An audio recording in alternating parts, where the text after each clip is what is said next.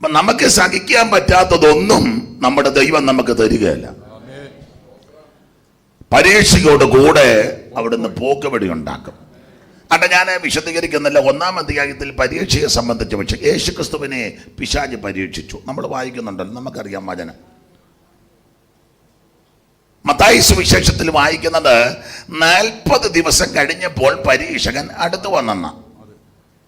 എന്നാൽ ലൂക്കോസിന്റെ സുവിശേഷം പഠിക്കുമ്പോൾ 40 കഴിഞ്ഞപ്പോൾ അല്ല, 40 കഴിഞ്ഞപ്പോൾ വന്നു, പക്ഷേ 40 ദിവസവും പരീക്ഷിച്ചെന്ന. നിങ്ങൾക്ക് നെല്ലിക്കൊന്നും കാര്യമൊന്നും പഠിപ്പിക്കുമോ? നമ്മുടെ എല്ലാം പഠിച്ച് നല്ല തേകഞ്ഞിരിക്കുക. അതുകൊണ്ട് ചിലർ വേറെ പുസ്തകം പോലും കൊണ്ടുവന്നിട്ടില്ല. ചിലർ കൊണ്ടുവന്നവരോട്ട് ഇതുവരെ തുറന്നു പോലുമില്ല. കാരണം അത്രയ്ക്ക് തിട്ടമാണ്. പിന്നെ അദ്ദേഹം എനിക്ക് സഹായിച്ച് വായിച്ചു തരിക. അഭിനന്ദിക്കുന്നു. പേരെന്തുവാ?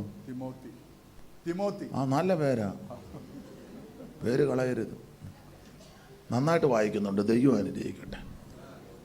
അപ്പോൾ മത്തായി സുവിശേഷത്തിൽ വായിക്കുന്നത് ഉപവാസം കഴിഞ്ഞപ്പോൾ പരീക്ഷകൻ വന്നത്. വായിച്ചു വെച്ചാൽ 4:1, മത്തായി 4:1. അനന്തരം പിശാചിനാൽ പരീക്ഷിക്കപ്പെടുവാൻ യേശുവിനെ ആത്മാവ് മരുഭൂമിയിലേക്ക് നടത്തി. യേശുക്രിസ്തുവിനെ ആത്മാവ് മരുഭൂമിയിലേക്ക് നടത്തി. അടുത്തത് അവൻ 40 പകലും 40 രാവും ഉപവസിച്ച ശേഷം അവന് വിശന്നു.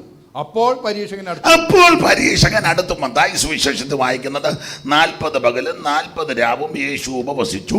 അപ്പോൾ യേശുവിന് വിശന്നു. അപ്പോൾ പരീക്ഷകൻ അടുത്തു വന്നു. അപ്പൊ ഇത് ഓടിച്ച് വായിച്ചാൽ നമുക്ക് തോന്നും 40 കഴിഞ്ഞപ്പോൾ ആ പിശാച് 40 നാൾ ഉപവസിച്ചിടവേ നീ താൽപര്യത്തോടടുത്തു വൈരിയായോ. 40 നാൾ ഉപവസിച്ചിടവേ നീ താൽപര്യത്തോടടുത്തു വൈരിയായോ. ദുഷ്ടമാം പ്രലോഭനത്തിൽ ഒട്ടുമേ വാഴിപ്പെടാതെ നിഷ്ഠയാല ഘോര വൈരിയെ തോൽപ്പിച്ചോരു സിയോൻ മണവാളനെ.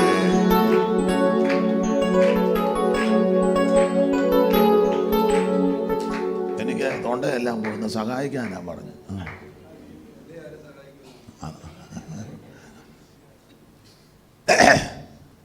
അപ്പോൾ മത്തായി വായിക്കുന്നത് 40 ദിവസം കഴിഞ്ഞപ്പോൾ പരീക്ഷകൻ അടുത്തു വന്ന. ചിലരോർക്കുന്ന ഉപവസിക്കുമ്പോൾ മാത്രം ഇവൻ വരുവോളെന്ന്. അതിനാ എപ്പോഴും ഈ ഉപവാസം രക്തം അങ്ങോട്ട്. അല്ല, ചിലരുടെ ധാരണ അയ്യോ ഉപവസിക്കുമ്പോൾ മാത്രമല്ല. വായിച്ചേ ഉൽപ്പത്തി 3:1. യഹോവയായ ദൈവമുണ്ടാക്കിയ എല്ലാ കാട്ടുജന്തുക്കളെക്കാളും പാമ്പ് കൗശലമേറിയതായിരുന്നു. അത് സ്ത്രീയോട്, തോട്ടത്തിലെ യാതൊരു വൃക്ഷത്തിന്റെ ഫലവും നിങ്ങൾക്ക് തിന്നരുതെന്ന് ദൈവം. അമ്മാമ്മ ഉപവാസ പ്രാർത്ഥനയൊന്നും അല്ലായിരുന്നല്ലോ. അമ്മാമ്മയാന്ന് ഈ തോട്ടത്തിലെ എല്ലാ ഫലമൂലാദികളും അനുഭവിച്ചുകൊണ്ടിരിക്കുക. ആപ്പിളും പൈനാപ്പിളും ചെറിയും ഗൂസ്ബെറിയും പിന്നെ ഇഷ്ടം പോലെ വെള്ളവും. അപ്പം നല്ല കഴിപ്പും കുടിപ്പും ഒക്കെ കഴിഞ്ഞപ്പോഴും പിശാച് നമ്മൾ ഓർക്കുന്ന ഈ ഉപവസിക്കുമ്പോൾ മാത്രമാണ് വരുന്നത്. വെറുതെ ഇരുന്നാലും വരും. നമുക്ക് നമ്മുടെ വിഷയത്തിൽ വരാം. ചുമ്മാ ഇരുന്നപ്പോൾ ദാവീദിന് തോന്നിപ്പിച്ചില്ലേ എണ്ണണമെന്ന്.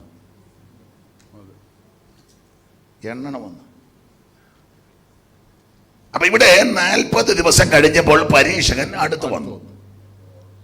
മത്തായി അങ്ങനെ വായിക്കുന്നത്. ലൂക്കോസ് അങ്ങനല്ല. വായിച്ച ലൂക്കോസ് 4:1 മുതൽ. യേശു പരിശുദ്ധാത്മാവ് നിറഞ്ഞവനായി യോർദാൻ വിട്ടു മടങ്ങി. ആത്മാവ് അവനെ മരുഭൂമിയിലേക്ക് നടത്തി. പിശാച് അവനെ 40 ദിവസം പരീക്ഷിച്ചു കൊണ്ടിരുന്നു. മതി, 40 ദിവസവും പരീക്ഷിച്ചുകൊണ്ടിരുന്ന. മത്തായി എഴുതിയിരിക്കുന്നത് 40 കഴിഞ്ഞപ്പോൾ പരീക്ഷകൻ വന്നു. പക്ഷെ ലൂക്കോസ് ചരിത്രം പഠിച്ച ആളാണ്. അതുകൊണ്ടാണല്ലോ താന് അതങ്ങനെ തന്നെ എഴുതിയിരിക്കുന്നത്. ചരിത്രമൊക്കെ നന്നായിട്ട് അപഗ്രഥിച്ച് പഠിച്ച് എഴുതിയ ആളാണ്. അപ്പം അദ്ദേഹം എഴുതിയിരിക്കുന്നത് 40 ദിവസവും പരീക്ഷിച്ചുകൊണ്ടിരുന്നു. 40 ദിവസവും അപ്പൊ നമുക്കൊരു ചിന്ത, ഈ 40 ദിവസം എന്തോ പരീക്ഷ, അതിനൊരു ചെറിയ ഒരു സൂചന മർക്കോസ് തന്നിട്ടുണ്ട്. വായിച്ചേ, മർക്കോസിന്റെ സുവിശേഷം 1-ാം അധ്യായത്തിന്റെ 12-ാമത്തെ തിരുവെടുത്ത്. അനന്തരം ആത്മാവ് അവനെ മരുഭൂമിയിലേക്ക് പോകുവാൻ നിർബന്ധിച്ചു. അടുത്തത്, അവിടെ അവൻ സാത്താനാൽ പരീക്ഷിക്കപ്പെട്ട് 40 ദിവസം മരുഭൂമിയിൽ കാട്ടുമൃഗങ്ങളോട് കൂടി 40 ദിവസവും മരുഭൂമിയിൽ കാട്ടുമൃഗങ്ങളോടുകൂടെ.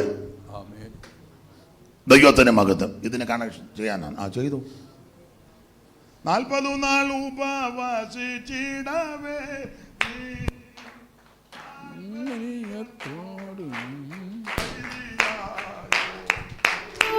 40 നാൾ ഉപവസിച്ചിടവേ നീ താൽപര്യത്തോടടുത്തു വൈരിയായോ ഉത്തമം പ്രലോഭനത്തിൽ ഒട്ടുമേ വാടിപ്പെടാതെ നിത്യയാല ഘോര വൈരിയെ തോൽപ്പിച്ചോരു സിയോൻ മണവാളനെ ശ്രീ നരപതിയെ സിയോൻ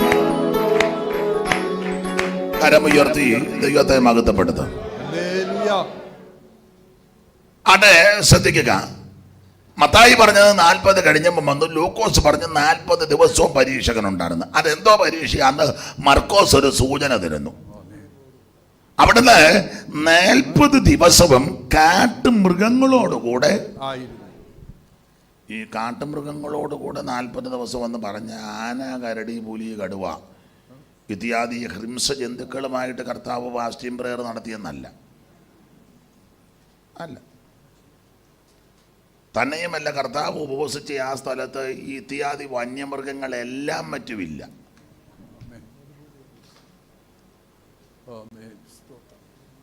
പണ്ടൊരു പാട്ടുണ്ടായിരുന്നു, കാട്ടാന, കരടി, പുലി, ചെന്നായി, കാട്ടുപോത്ത്, കരിമ്പുലി കൂട്ടം. അതിന് കൈയടിക്കരുത്, വേറെ പാട്ടാ, വ്യായി കയറും.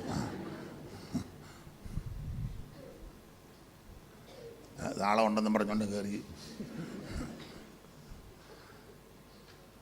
അപ്പൊ ഈ 40 ദിവസവും അവിടുന്ന് കാട്ടുമൃഗങ്ങളോടുകൂടെയായിരുന്നു. എന്ന് പറഞ്ഞാൽ ആന, കരടി, പുലി, കടുവ, കുറുക്കന്, ഇങ്ങനെയുള്ള ജീവികളുമായിട്ടല്ലേ, മൃഗങ്ങളുമായിട്ട് ഉപവസിച്ച നല്ല അർത്ഥം.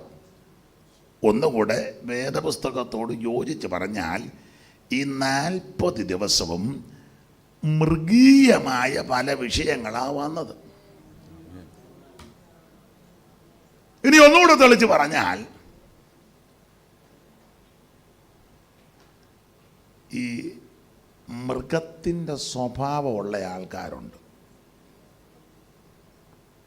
സ്ഥലവും ഒന്നും ഞാൻ പറയത്തില്ല. ഒരാളെ പറ്റി പറഞ്ഞു, പുള്ളിയെ അറിയാമോ ഞാൻ പറഞ്ഞില്ല. അതാണ് കാളക്കുഞ്ഞുഞ്ഞു.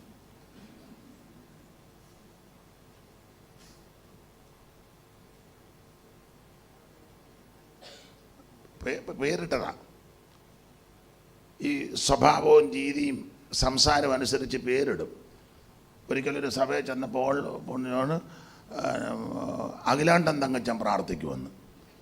പുള്ളിയുടെ അഖിലാണ്ടൻ തങ്കച്ചൻ. അപ്പം ഞാൻ ചോദിച്ചാൽ, ആ പുള്ളി എപ്പോൾ പ്രാർത്ഥിച്ചാലും അഖിലാണ്ടങ്ങളുടെ ഉടയവനായ, അതിന് PIP പിള്ളേരിട്ട് കൊടുത്ത പേരാണ് അഖിലാണ്ടൻ തങ്കച്ചൻ. എങ്ങനെയുണ്ട്?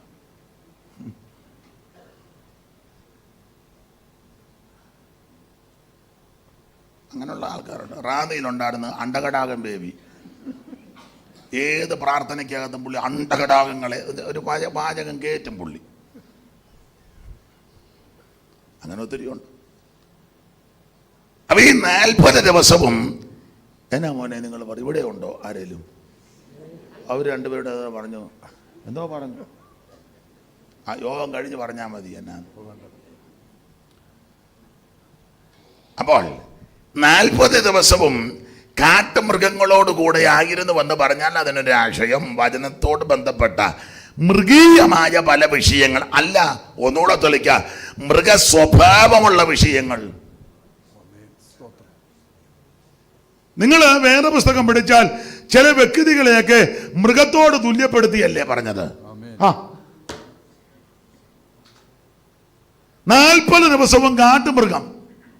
കാട്ടുമൃഗത്തോട് കൂടെ എന്ന് പറഞ്ഞ മൃഗ സ്വഭാവമുള്ള ആൾക്കാർ നമ്മുടെ ഇടയിലുണ്ട്. മിക്ക സഭയിലും ഉണ്ട്, നെല്ലിക്കുന്നത്തും ഉണ്ട്. ചില പാസ്റ്റർമാർ പറയും ഇവിടുത്തെ കാര്യമല്ല, ഞാൻ അവിടുത്തെ ഒന്നുമില്ല, ഇവിടല്ലേ ഇപ്പം വന്നേക്കുന്നേ, എന്തിനാ അങ്ങോട്ട് പോകുന്നത്? ഇപ്പൊ ഇങ്ങനെ 21 ദിവസം 20 ദിവസം പമ്മി ഇരിക്കുന്നെങ്കിൽ ചിലതൊക്കെ മൃഗത്തിന്റെ സ്വഭാവമാണ്. പിന്നെ ഉപവാസ പ്രാർത്ഥന ആയതുകൊണ്ട് 10 മുതൽ 1 മണി വരെ ശല്യമില്ല, വൈകിട്ട് 7 മുതൽ 9 വരെ ഇല്ല. അത് കഴിയുമ്പോൾ പയ്യ ഇനി 21 കഴിഞ്ഞാൽ നാളെ ഒന്ന് കമ്മിറ്റിക്ക് കുടിക്കുക, അന്നേരം തനി സ്വഭാവം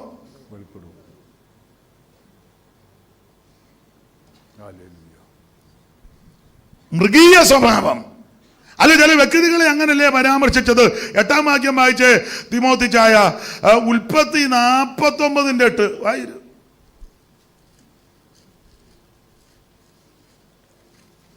മൈക്കെല്ലാം നെഞ്ചാ തണക്കി വെച്ചേക്കാന്നല്ലോ. കൊള്ളാം, നന്നായിരിക്കുന്നു. യഹൂദയെ സഹോദരന്മാർ നിന്നെ പുകഴ്ത്തും. വായിക്കൂ, താഴോട്ട് വായിച്ചു. നിന്റെ കൈ ശത്രുക്കളുടെ കഴുത്തിൽ ഇരിക്കും. പിന്നെ അപ്പന്റെ മക്കൾ നിന്റെ മുമ്പിൽ നമസ്കരിക്കും. യഹൂദ ഒരു ബാലസിംഹം. അപ്പൊ യഹൂദയ്ക്ക് സിംഹ പ്രകൃതിയാണ്, സിംഹ സ്വഭാവമാണ്. എന്തുവാ സിംഹത്തിന്റെ പ്രകൃതി? അത് ഒത്തിരി ഉണ്ട്. 2 കാര്യം പറയാം. സിംഹത്തിന്റെ ഒരു പ്രകൃതി നിങ്ങൾ ശ്രദ്ധിച്ചോണം. ഏര കിട്ടിയില്ലെങ്കിൽ ഒരിടും. നമ്മുടെ സഭയിലുമൊക്കെ ചില ആൾക്കാരില്ലേ, ചിലരെ നമ്മൾ വിശേഷമായിട്ട് വിളിക്കും, വചനം ഒന്നും പറഞ്ഞില്ലേ അവിടെ നിന്നും മോരിടും. അത് പാസ്റ്റർക്ക് അറിയാം.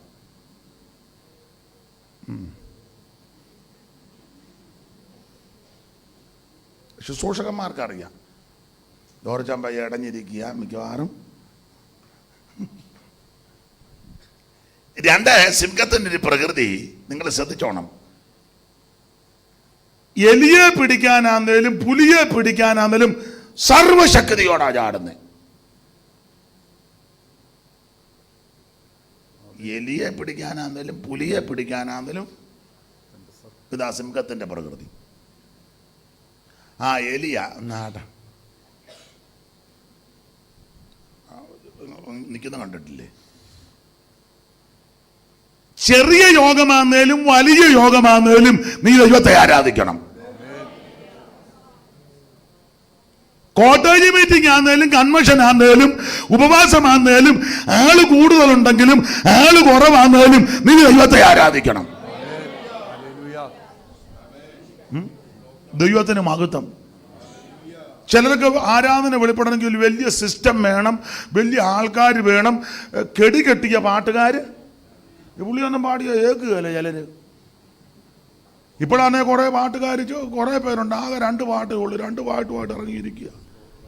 ഇത് മരണ വീട്ടിലും 2 പാട്ട്, പിന്നെ കല്യാണത്തിനും ഈ 2 പാട്ട്, പിന്നെ കുഞ്ഞിനെ പുറത്തിട്ടിരിക്കുന്നിടത്തും ഈ 2 പാട്ട്, സഭായോഗത്തിനും ഈ 2 പാട്ട്. കേൾക്കുന്ന എനിക്കറിയത്തില്ല. ഈ 2 പാട്ട് പാടാൻ ഇവന്മാരെ വിളിച്ചാൽ 25,000 30,000 ആ റേറ്റ് എന്ന് കേൾക്കുന്നു. എനിക്കറിയത്തില്ല, കാരണം ഞാൻ വിളിച്ചിട്ടില്ല, വിളിക്കാനോട്ട് ഉദ്ദേശിക്കുന്നുമില്ല. ഇവരെ പോലുള്ളവർ നിന്ന് പാടി. ഇപ്പൊ എത്ര പാട്ട് പാടി? ഇന്ന് ഒരു 5-6 പാട്ട് പാടിയില്ലേ? എന്നാ ഒരു സങ്കടം. സ്തോത്രം. മറ്റവരൊക്കെ തുക പറഞ്ഞ് ഒക്കുക. അല്ല, നമ്മുടെ പിള്ളേർക്കും ഇപ്പൊ അവര് മതി. ഞാൻ മുമ്പേ പറഞ്ഞ പോയിന്റ് ഒന്നുകൂടെ വരിക. ആ പഴയ പാട്ട് പാടി എല്ലാവരും കൂടെ ചേർന്നൊന്ന് കൈയടിച്ച് ആരാധിച്ച് അന്തരീക്ഷം അന്നേരം മാറും. അതിനകത്ത് ജീവനാ, ദൈവത്തിന്റെ മഹത്വം. പാട്ട് പാടുന്നതിന് ഞാനെതിരൊന്നുമല്ല, ദൈവത്തിന്. ഇപ്പൊ ഇതെല്ലാം വലിയ ബിസിനസ്സാ. ഇത്ര റേറ്റ്, അത് സമയമാകുമ്പോൾ ഇങ്ങോട്ട് വരും, 2 പാട്ട് പാടും. എന്നതാണ് എനിക്ക്. പിന്നെ ആർട്ടിഫിഷ്യലായിട്ട് ഉണർവുണ്ടാക്കും. ഇതെല്ലാം കൂടെ വെച്ച് അങ്ങോട്ട് അരപ്പിച്ചും. പിന്നെ ഇവര് ആക്ഷൻ ഉണ്ട്.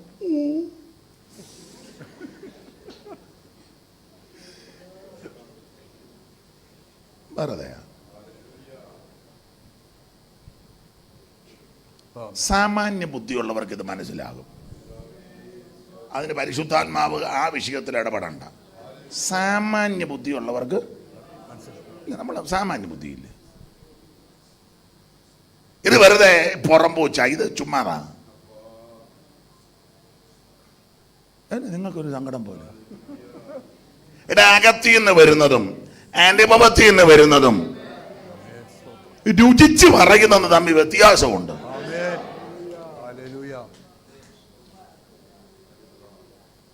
ഉണ്ട്.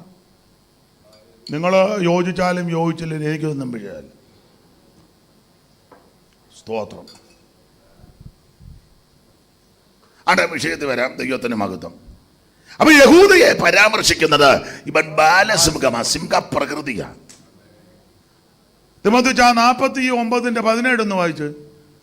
ദാൻ വഴിയിൽ ഒരു പാമ്പും. ദാൻ വഴിയിൽ പാമ്പ്. ദാൻ വഴിയിൽ പാമ്പ. പാതയിൽ ഒരു മതി മതി. ദാനിനെ പറ്റി പറയും. ഇവൻ വഴിയിൽ പാമ്പ്. ഇവൻ സഭയ്ക്കകത്തും പാമ്പാ. ഞായറാഴ്ച വന്ന് ഇവനൊരു സീറ്റുണ്ട്, പമ്മി അവിടെ തറ കൂടി ഇരിക്കും. വലിയ ശല്യമൊന്നുമില്ല. എപ്പോഴായാലും ഇവനെയും പെമ്പളെയും പിള്ളേരെയും പരാമർശിക്കുന്ന വിഷയം വല്ലോ പ്രസംഗത്ത് വന്നാൽ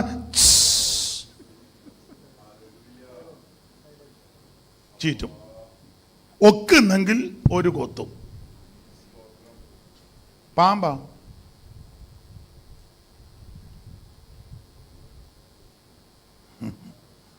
സ്തോത്രം. ഞാനെപ്പോഴും പറയും പാമ്പ് തന്നെ പല ടൈപ്പുണ്ട്. പണ്ട് പറഞ്ഞ പോലെ നീർക്കോലിയുണ്ട് സഭയ്ക്കകത്ത്. സഭയ്ക്കകത്ത് പാമ്പുണ്ട്. പത്രോസ് പറഞ്ഞല്ലോ, ശാന്തന്മാർക്ക് മാത്രമല്ല അവൻ മൂർഖനുണ്ട്. മൂർഖനുണ്ട്. നീർക്കോലിയുണ്ട്. നീർക്കോലി ഇങ്ങനെ പൊളഞ്ഞു കിടക്കുന്നുള്ളത്, കടിക്കത്തില്ല. അഥവാ കടിച്ചാലും ഒരു ദിവസത്തെ അത്താഴം. അപ്പോൾ ഒരുത്തൻ നിരൂപിച്ച ഒരു നേരത്തെ യോഗമൊക്കെ മുടക്കാം. നീർക്കോലി വിചാരിച്ചാൽ. വേറെ ഒരിനമുണ്ട് ചേര, വണ്ണവും നീളമുണ്ട്, പക്ഷെ കടിക്കത്തില്ല, കീറി ചുറ്റും. അപ്പം ഇനം അറിയാമെങ്കിൽ നമ്മൾ മൗനമായിട്ട് നിന്നാൽ മതി. അതുപോലെ തന്നെ അഴിഞ്ഞങ്ങ് ഇനം അറിയണം.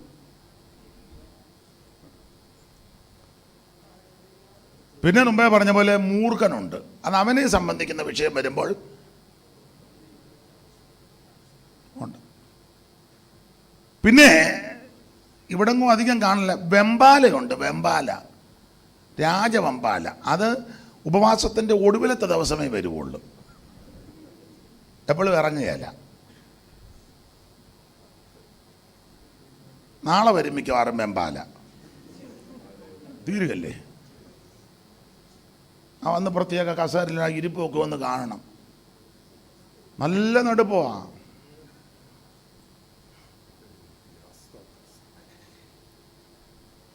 ആട്ടെ, ഇപ്പം കാണാറില്ല. പണ്ട് ഒരു തരം ഇനം ഉണ്ടായിരുന്നു, ബില്ലൂന്നി. കേട്ടിട്ടില്ലേ? ബില്ലൂന്നി വാലയെ കുത്തി. അത് പാസ്റ്റർ പ്രസംഗിക്കുന്നതിനേക്കാളും ഡീപ്പായിട്ട് പറയും. പാസ്റ്ററുടെ മേളിൽ കൂടെ ബില്ലൂന്നി. ബില്ലൂന്നിയുണ്ട്. അപ്പം ഈ ബില്ലൂന്നിയൊക്കെ വരുമ്പോൾ നമ്മളങ്ങ് ഒതുങ്ങി കൊടുക്കും. എങ്ങനെയും വായിക്കോട്ടെ. ഇവൻ നേരെ ചെന്ന് ഏതെങ്കിലും ഒരുത്ത നല്ല ചൂരവടിയായിട്ട് നിൽപ്പുണ്ട്. ഇങ്ങനെ ചെല്ലുമ്പം ഒരടി അടിച്ച് അവനിട്ടോളും. അപ്പം ഈ സഭയ്ക്കകത്ത് പൊളവനും ചേരയും അണലിയുണ്ട്. അണലി പല ടൈപ്പാ. ചേനത്തണ്ടനുണ്ട്. കടിച്ചാൽ ചാകത്തില്ല, പക്ഷെ ആണ്ടിൽ അവിടെ ഈ ആണ്ടിലാണ്ടി പ്രശ്നം ഉണ്ടാക്കുന്ന ആൾക്കാരുണ്ട്. ആ അണലിയാ. ഒരുപാട് ഇയാൾ കഴിഞ്ഞ വർഷവും ഇതുപോലെ കേട്ടിട്ടില്ലേ? ഉടനെ പഴയ ആൾക്കാർ അതിൻ്റെ തലയെ കൊല്ലോ ഇവനിതായിരുന്നു. ഉടനെ പറയുമ്പോൾ ഇവൻ വന്ന കാലം മുതലേ വർഷത്തിലൊരു വഴക്ക്. ഇതെല്ലാം അണലിയാ. അപ്പൊ പല ടൈപ്പ് ആൾക്കാരുണ്ടെന്ന്. പിന്നെ ഞങ്ങൾ ദൈവദാസന്മാർ, ഞാൻ പറയാനുണ്ട്, മുടക്കാനും അടിയന്തര കമ്മിറ്റി കൂടി ഒതുക്കാനും കേന്ദ്രത്തിൽ കൊണ്ട് കൊടുക്കാനും കേസിന് ഒന്നും പോകരുത്. പിന്നെ ചെയ്യേണ്ടത് ഇങ്ങനെയുള്ള മൂർഖനുമാണെങ്കിലും ബെമ്പാലയൊക്കെ ഉള്ളപ്പോൾ ഞങ്ങൾ എന്നാ വെച്ചാൽ പയ്യ മകുടി ഊതി ഇവനെ കൊട്ടയ്ക്കകത്ത് അങ്ങനെ ഇന്നിപ്പോൾ പ്രാവശ്യം 21 ദിവസം ആ മകുടി ഊതുന്നേ. ഇന്ന് ലാസ്റ്റ് ഊതാൻ എന്നെയും കൂടെ വിളിച്ചിരിക്കുക. അപ്പം 21 ദിവസമായിട്ട് മകുടി ഊതി മിക്കവാറും ഇന്ന് ഉച്ച കഴിഞ്ഞ് നിന്നെ കോട്ടയ്ക്കകത്ത് കയറ്റി ക്രമപ്പെടുത്തണം ദൈവത്തിൻ്റെ മഹത്വം. അപ്പൊ ഈ 40 ദിവസവും കാട്ടുമൃഗങ്ങളോട് കൂടെ എന്ന് പറഞ്ഞാൽ വന്യമൃഗങ്ങളുമായിട്ട് ഉപവാസമെടുത്തെന്നല്ല, മൃഗീയ സ്വഭാവങ്ങൾ, മൃഗീയ വിഷയങ്ങൾ യേശു അഭിമുഖീകരിച്ചു. യഹൂദയെ പറ്റി പറയുക ബാലസിംഹം, ദാനെ പറ്റി പറയുക വടിയിൽ പാമ്പും പാതയിൽ സർപ്പം, ബെന്യാമീൻ കടിച്ചു കീറുന്ന ചെന്നായ, ഇസഖാര് അസ്ഥിബലമുള്ള കഴുത, പിന്നെ ഒരാളാണ് മാൻപേട, ഏതാ നഫ്താലി സ്വതന്ത്രയായിട്ട് നടക്കുന്ന മാൻപേട. ഇസ്മയേലിനെ പറ്റി പറയാ കാട്ടുകഴുത, കഴുതയ്ക്കോ ബോധമില്ല, കാട്ടുകഴുതയാകുമ്പം പിന്നെ കാക്കാശിന് സ്തോത്രം. അപ്പോൾ ഇങ്ങനെ മൃഗീയമായ പല വിഷയങ്ങൾ എൻ്റെ പ്രിയരെ നമ്മുടെ ക്രിസ്തീയ ജീവിതത്തിലും, അത് വീട്ടിൽ നിന്നാന്നേലും സഭയിൽ നിന്നാന്നേലും നാട്ടിൽ നിന്നാന്നേലും ഇങ്ങനെ മൃഗീയമായ പല വിഷയങ്ങൾ വരും. അങ്ങനെയുള്ള വിഷയങ്ങൾ വരുമ്പോൾ ചഞ്ചലിക്കരുത്. ഉപവസിക്കുകയും പ്രാർത്ഥിക്കുകയും ചെയ്യുന്നത് ഇങ്ങനെയുള്ളതിനെയൊക്കെ ജയമെടുക്കാനാ. Praise the lord. പേർഷ്യ പോകാനും വിസ അടിച്ചു കിട്ടാനും വണ്ടി മേടിക്കാനും വീട് വെക്കാനും പെണ്ണിനെ കെട്ടിക്കാനൊന്നും അല്ല ഉപവാസം. അതൊക്കെ ദൈവം നടത്തി തന്നോളും. ഉപവസിക്കുന്ന എന്തിനാന്ന് വെച്ചാൽ നിന്റെ ക്രിസ്തീയ ജീവിതത്തെ, ആത്മിക ജീവിതത്തെ, ശുശ്രൂഷാ മണ്ഡലങ്ങളെ തകർക്കാൻ. അത് വീട്ടിനകത്താന്നേലും സഭയിൽ നിന്നാന്നേലും നാട്ടിൽ നിന്നാന്നേലും ചുറ്റുപാടിന് മൃഗീയമായ പല വിഷയങ്ങൾ പൊങ്ങി വരുമ്പോൾ അതിനെ കീഴ്പ്പെടുത്തുവാൻ, ജയിച്ചടക്കുവാൻ, അതിൻ്റെ മേൽ ജയമെടുക്കാനാ ഉപവാസം. Hallelujah, hallelujah. ഇങ്ങനെയുള്ള വിഷയങ്ങളെ ജയിക്കണം. അപ്പൊ യേശുക്രിസ്തു ഇതിനെല്ലാം ജയിച്ചു. അതാണ് നമ്മുടെ മാതൃക. ഈ 40 ദിവസം ഇതുപോലെ ഓരോ കേസാ വന്നേ. 40 ദിവസവും എല്ലാ ഭാഗത്തേക്കും പോകുന്നില്ല. പിന്നെ ഇതിൻ്റെ എല്ലാം ക്രോഡീകരണം എന്ന നിലയിൽ ഒടുവിൽ 40 കഴിഞ്ഞപ്പോൾ ഇവൻ അടുത്ത് വന്ന് പറഞ്ഞു, നീ ഉപവാസമല്ലേ? അതെ. 40 അല്ലയോ? അത് ഇവൻ നല്ല വിശപ്പുണ്ടല്ലയോ? യേശു പറഞ്ഞു വിശപ്പൊക്കെ ഉണ്ട്. ഒരു കാര്യം ചെയ്യും, ഈ കല്ലുകളല്ല ഞാനോ നിങ്ങളോ വരുന്ന ഉടനെ കല്ലിനായിട്ട് പ്രാർത്ഥിക്കും, കർത്താവെ കൂർത്ത മൂർത്ത കല്ലുകൾക്കായി സ്തോത്രം, അപ്പമാക്കുന്നതിൻ്റെ നാമത്തെ മകത്ത് പ്രൈറ്റ്. ഓ, അപ്പം അങ്ങനെ ചില ശൈലികളുണ്ട് ഇല്ലേ?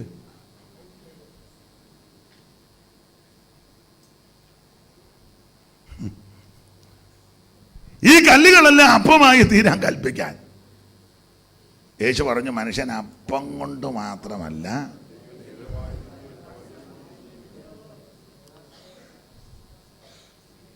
എനിക്ക് പാടാൻ പുള്ളി സഹായിക്കുന്നുമില്ല.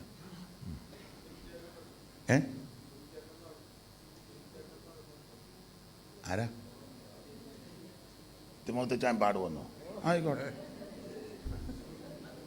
പുള്ളി എല്ലാ കേസും എടുക്കും. അപ്പം ഒരു പഴയ പാട്ടുണ്ട്, സ്വർഗേ അപ്പം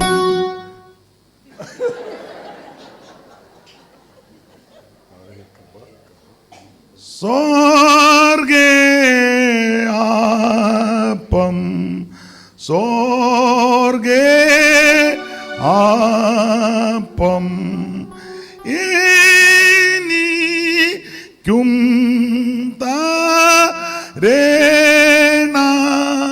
തരേണമേ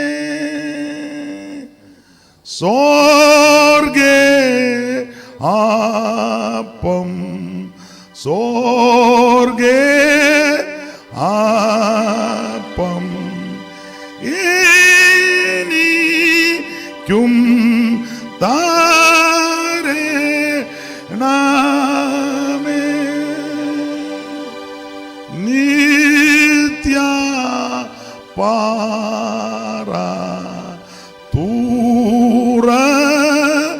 തുറന്നിട്ട് ജീവ നീർ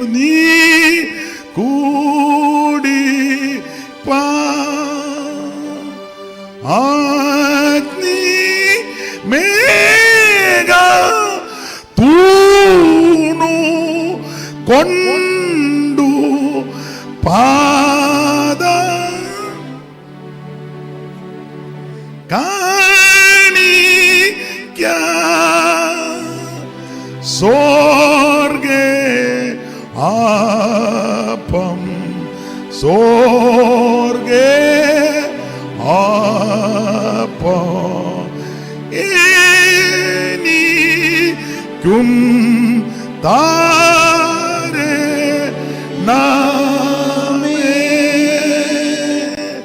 സ്വർഗേ അപ്പം സ്വർഗേ അപ്പം എനിക്കും താരണമേ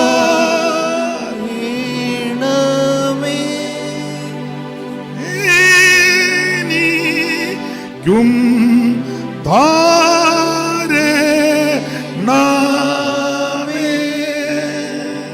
നല്ല പാട്ടാണ്. ഞാനേ ഈ പാട്ട് പഠിച്ചത് ഒരിക്കലെ രക്ഷിക്കപ്പെടുന്നതിന് മുമ്പ് ഞങ്ങളുടെ വീട്ടിലെ അടുത്ത് അമ്പലമുണ്ട്. അവിടെ വെളുപ്പിനെ നിർമ്മാല്യ ദർശനം തൊഴും. എല്ലാ ഞായറാഴ്ചയും അക്കരെ ഒരു അമ്പലമുണ്ട്, ആറിനക്കരെ, പള്ളിയറക്കാവ്, ദേവസ്വം ബോർഡിൻ്റെയാണ്. എല്ലാ ഞായറാഴ്ച അവിടെ പോവും. അപ്പം ഞായറാഴ്ച അവിടുത്തെ അമ്പലത്തിൽ പോയി ചടങ്ങെല്ലാം കഴിഞ്ഞ് എൻ്റെ കയ്യിൽ പ്രസാദവും കളപ്പക്കുറിയൊക്കെ ഉണ്ട്. ഇതുപോലൊരു 2 മുണ്ട് ഉത്തരീയമൊക്കെ ഉണ്ട്. ക്ഷേത്രത്തിനകത്ത് ഷർട്ടിടാനൊക്കത്തില്ല. അപ്പോൾ തിരിച്ച് ഞാൻ ക്ഷേത്ര ദർശനം കഴിഞ്ഞ് ഒരു 9:30 ആകും. തിരിച്ച് മിക്ക ചടങ്ങും കഴിഞ്ഞാൽ കടത്ത് കയറി വരുമ്പം ഈ വീട്ടിലോട്ട് വരുന്ന വഴിക്ക് ആറ്റുതിട്ടയിൽ ഒരു പള്ളിയുണ്ട്, CSI പള്ളി. എനിക്ക് ഈ പാട്ട് ഇഷ്ടമായതുകൊണ്ട്, ട്യൂണും സ്വരമൊന്നും നല്ലതല്ല, എന്നാലും പാട്ട് ഇഷ്ടമായതുകൊണ്ട് വലിയ താല്പര്യം കേൾക്കും. അപ്പം ഞാൻ അമ്പലത്തിൽ പോയിട്ട് വരുമ്പോൾ ഈ പള്ളിയിൽ ഈ പാട്ട് അവരെല്ലാവരോടും ചേർന്ന് പാടും. ഇങ്ങനെയൊന്നും അല്ല പാടുന്നത്, അവർ നന്നായിട്ടാണ് പാടുന്നത്. അന്ന് പഠിച്ച പാട്ടാണ്. എന്ന് പറഞ്ഞാൽ അമ്പലത്തിൽ പോയ കാലത്ത് പഠിച്ചതാണ്. നീ ഇതിനകത്ത് 50 കൊല്ലമായി ഇരിപ്പ് തുടങ്ങിയിട്ട്.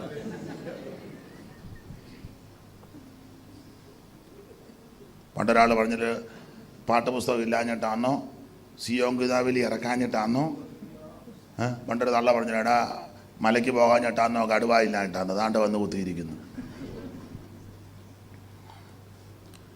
അപ്പം ഞാനിത് അമ്പലത്തിൽ പോയ കാലത്ത് എല്ലാ വരി അറിയത്തില്ല, ട്യൂണും ചില പദങ്ങളൊക്കെ കേട്ടിട്ടുണ്ട്, അത് ഇരുന്നു. പിന്നെ കൃപയെ വന്നു കഴിഞ്ഞപ്പോൾ അത് തപ്പിയെടുത്ത് നല്ല പാട്ട്, വർത്താനം നല്ല പാട്ട്.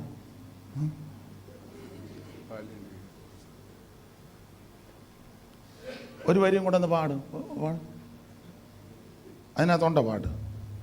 അറിയാമായിരുന്നല്ലേ?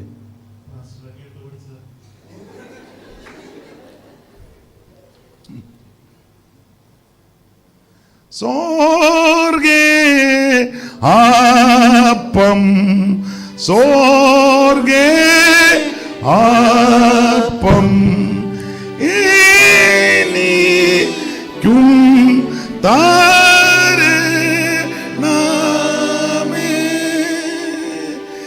നിത്യനായ യഹോവ. മൊബൈലിൽ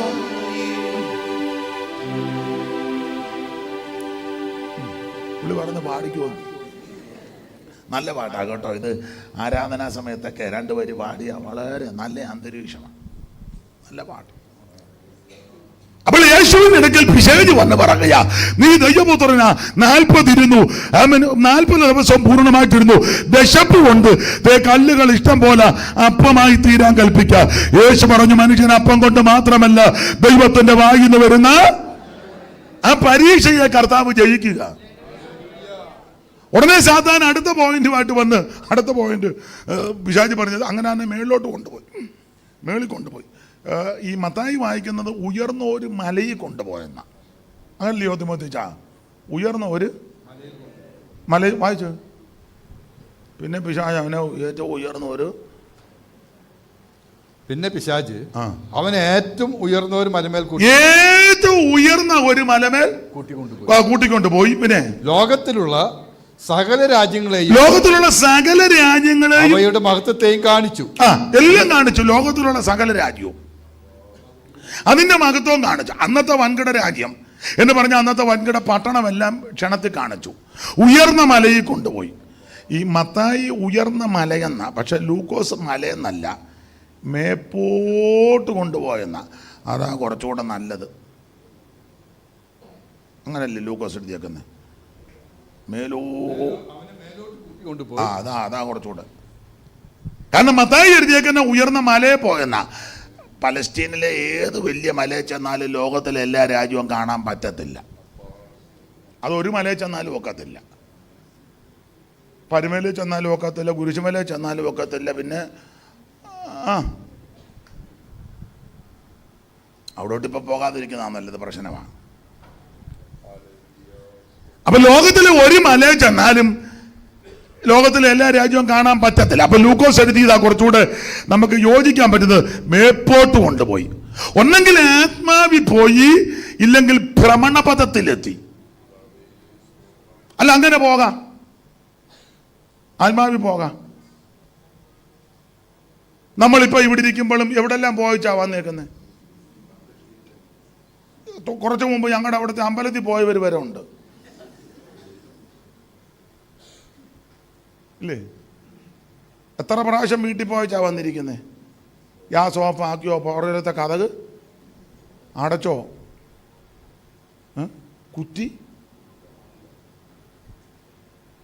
പിന്നെ ഇവിടെ നിന്ന് ഭാഷമാർ കരം ഉയർക്കാം, ലേലുയ, എന്നാൽ അവിടെ പോയിരിക്കുക. നമ്മുടെ എല്ലാം രീതി അതാ. അപ്പൊ ആത്മാവിൽ പോകാം. കാരണം യെഹെസ്കേൽ പ്രവചനം 8-ാം അധ്യായത്തിന്റെ 1 എടുത്ത്. യെഹെസ്കേൽ 8:1 പെട്ടെന്ന്.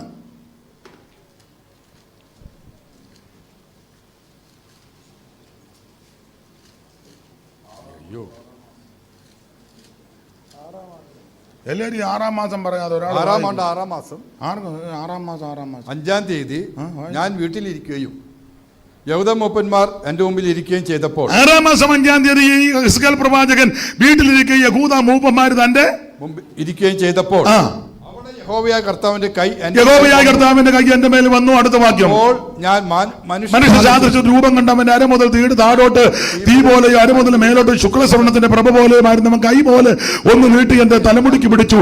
ആത്മാവ് എന്നെ ഭൂമിയുടെ ആകാശത്തിന്റെ മധ്യ ഉയർത്തി ദിവ്യ ദർശനങ്ങളാൽ യെരൂശലേമിന്റെ വടക്കോട്ടുള്ള അകത്തെ വാതിക്കൽ കൊണ്ട് നോക്കിക്കേ. ശരീരം ഇരിക്കുന്നത് ബാബേലിൽ, ടെൽ അബീബ് കോളനി. പക്ഷെ ആത്മാവിൽ എവിടെ പോയി? യെരൂശലേമിന്റെ വടക്കോട്ടുള്ള അകത്തെ വാതിക്കൽ. ശരീരം എവിടെ ഇരിക്കുന്നത്? ഓ പാറ, ഞാനേ കമന്ന് കിടന്ന് മൊത്തം വായിക്കുന്നേ. ശരീരം എവിടെ ഇരിക്കുന്നത്? ബാബേലിൽ. ആത്മാവിൽ എവിടെ ചെന്നു? യെരൂശലേമിന്റെ വടക്കേ വാതിക്കൽ.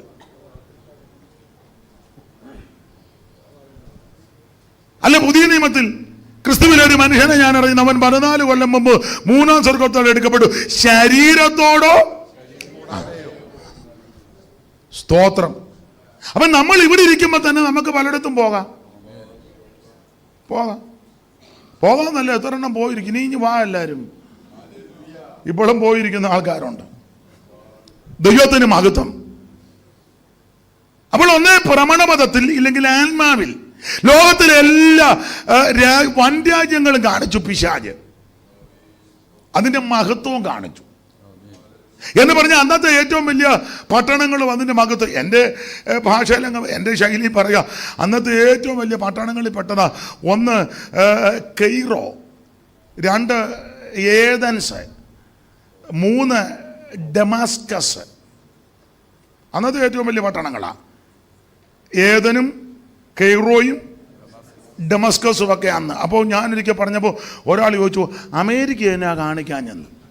അമേരിക്ക അന്ന് പട്ടിക്കാടായിരുന്നു. അതൊക്കെ കഴിഞ്ഞ എത്രയോ നൂറ്റാണ്ടുകൾ കഴിഞ്ഞാൽ അമേരിക്ക കണ്ടുപിടിച്ചത് തന്നെ. അപ്പം അന്നത്തെ ഏറ്റവും വലിയ പട്ടണം ഈ പട്ടണങ്ങളാണ്. അതെല്ലാം അതിൻ്റെ മഹത്വമെല്ലാം ക്ഷണനേരത്തിൽ കാണിച്ചു വെച്ച് പിശാച് പറയുക, ഇതെല്ലാം എങ്കൽ വരവേൽപ്പിച്ചിരിക്കുക. എന്നെ ഒറ്റ പ്രാവശ്യം, 1.25 വേണ്ട, ഒറ്റ പ്രാവശ്യം ഒന്ന് വണങ്ങിയാ മതി, ഇത് മുഴുവൻ ഞാൻ നിനക്ക് തരും. എന്നിട്ട് ചേർത്തൊരു പദം പുള്ളി പറഞ്ഞു, എനിക്കിഷ്ടമുള്ളവനെല്ലാം ഞാൻ കൊടുക്കുന്നുണ്ടെന്ന്. ഞാൻ എൻ്റെ ഭാഷയെ പറഞ്ഞതുള്ളൂ, എനിക്ക് ക്ലിയർ ആയിട്ട് വായിച്ചു. അതെങ്കിൽ ഏൽപ്പിച്ചിരിക്കുന്നു, എനിക്ക് മനസ്സുള്ളവന് ഞാൻ കൊടുക്കുന്നു. അങ്ങനെ എല്ലാവർക്കും മിക്കവർക്കും കിട്ടിക്കൊണ്ടിരിക്കുന്നത്. എനിക്ക് മനസ്സുള്ളവനല്ല കൊടുക്കുന്നുണ്ടെന്ന്. ദൈവത്തിന് മഹത്വം. ഒരു കാര്യം, ഇങ്ങനെയൊക്കെ പിശാച് പരീക്ഷിക്കുക. നമ്മളന്ന് അങ്ങോട്ടും ഇങ്ങോട്ടും നോക്കി ചൊന്ന് വണങ്ങും, പിന്നെ ഏറ്റു പറഞ്ഞാൽ മതിയല്ലോ. കാരണം കർത്താവ് ഇങ്ങനെ ചിലരുടെ ധാരണ ഒരു ബക്കറ്റ് രക്തമായിട്ട് യേശു ഇരിക്കുക, നമ്മൾ പറയുമ്പോൾ പുള്ളി ഇരുന്ന്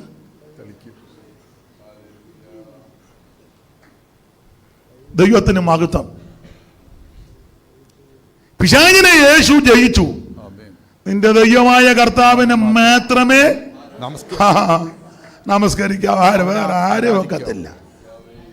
ഒടുവിൽ പിശാച് ഇതിൻ്റെ ക്രോഡീകരണം 40 ദിവസവും പരീക്ഷിച്ചു. അത് മൃഗീയമായ പരീക്ഷയാ. അതിൻ്റെ ക്രോഡീകരണം എന്ന നിലയിൽ ഒടുവിൽ ഈ 3 ഭാഗമായിട്ട് വന്നത്. അതിൽ 3-മത്തത് യേശുവിനെ ദേവാലയത്തിൻ്റെ ഗോപുരാഗ്രത്തിൽ കൊണ്ടുപോയി, അഗ്രത്തിന്മേൽ കൊണ്ട് നിർത്തിയ പിശാച് കർത്താവിനോട് പറയാ, താഴോട്ടെടുത്ത് ചാടാൻ. അപ്പം കഴിഞ്ഞ 2 പരീക്ഷയിൽ യേശു അങ്ങോട്ട് വചനം പറഞ്ഞപ്പോൾ 3-മത്തെ പരീക്ഷയിൽ ഇവൻ ഇങ്ങോട്ട് ബൈബിൾ ക്ലാസ് എടുക്കുക യേശുവിന്. കഴിഞ്ഞ 2 പരീക്ഷയിൽ യേശു അങ്ങോട്ട് വചനം പറഞ്ഞു, അപ്പം കൊണ്ട് മാത്രമല്ല വചനം കൊണ്ട്. പിന്നെ പറഞ്ഞു, നിന്റെ ദൈവമായ കർത്താവിനെ മാത്രമേ ആരാധിക്കൂ. ഉടനെ അവന് മനസ്സിലായി മിക്കവാറും ഈ ചേമ്പ് ഈ കലത്തിനകത്ത് വേവില്ല. ഉടനെ അവൻ 3-മത് അവൻ വാക്കി കൊടുത്തോണ്ടത് 91. 91 ഏത് 91?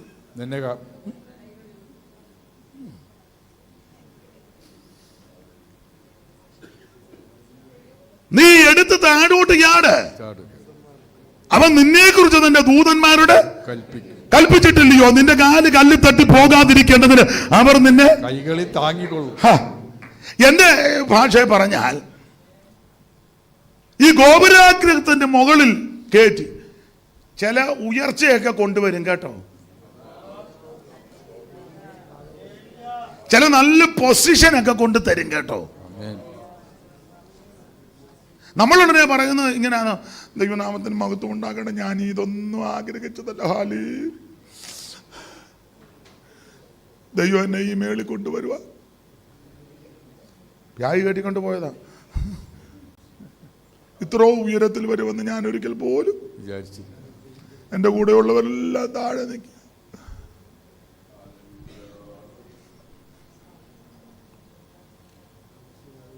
ചില സഭയുടെയൊക്കെ ചില പിന്നെ പ്രസിഡന്റ്, സെക്രട്ടറി, ട്രഷറർ ഒക്കെ അവർ അവസരം കൊണ്ടും ഞാനിതൊന്നും, അയ്യോ നിന്നെ അങ്ങോട്ട് കയറ്റിയത് 10 താഴെ ഇടാനാ. 3 വർഷം കഴിയുമ്പോൾ ഇവൻ്റെ കൃപയും പോയി, അഭിഷേകവും പോയി, പ്രാഗൽഭ്യവും പോയി. സത്യമല്ലേ? സത്യം പറ. എന്നോടൊരാൾ പറഞ്ഞു, എൻ്റെ അച്ഛാ എനിക്ക് നേരത്തെ നല്ല കൃപയായിരുന്നു, ഈ സ്ഥാനം കിട്ടിയേ പിന്നെ നമ്മൾ ശരി പറഞ്ഞാൽ ഈ കൂടെ ഉള്ളവന്മാരെല്ലാം നമുക്ക് എതിരാവുകൊണ്ട് നമ്മളും ഇതിനോട് യോജിക്കുകയല്ലാതെ. അതുകൊണ്ട് ഞാനിപ്പോൾ കുറേ നാളായിട്ട് കർത്തൃമേശ എടുക്കുന്നില്ലെന്ന്. മനസാക്ഷിക്ക് കുത്തല്. തിരുമേശ കൊണ്ടുവരുമ്പോൾ ഇവനിരിക്കുക ട്രാഫിക് പോലീസിനെ പോലെ. അയ്യോ ഉള്ള കാര്യമാ പറയുന്ന, ഉള്ള കാര്യമാ. സ്ഥാനമൊന്നും എടുക്കാതിരിക്കാവോ? മാനമൊന്നും മേടിക്കാതിരിക്കാവോ? ഒരു പൊസിഷനിലും ചെന്ന് പെടാതിരിക്കാമോ? കുറെയെങ്കിലും പ്രാഗൽഭ്യം കാണും. ഇല്ലേ പലതിനോട് യോജിക്കേണ്ടി വരും, പലതിനും കണ്ണടക്കേണ്ടി വരും, പലതിനും യേസ് പറയേണ്ടി വരും.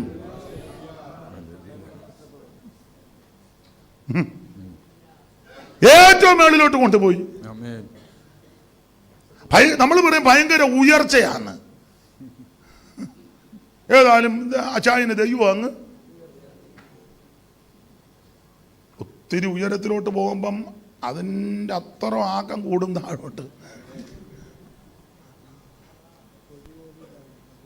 ഗോപുരാഗ്രഹത്തിൽ കയറ്റി വെച്ച് അതും നിങ്ങൾ ഏതിന്റെ ഗോപുരാഗ്രഹം? ദൈവാലയത്തിന്റെ ആ അങ്ങനെ പിശാച് കൊണ്ടുവരുന്നത്.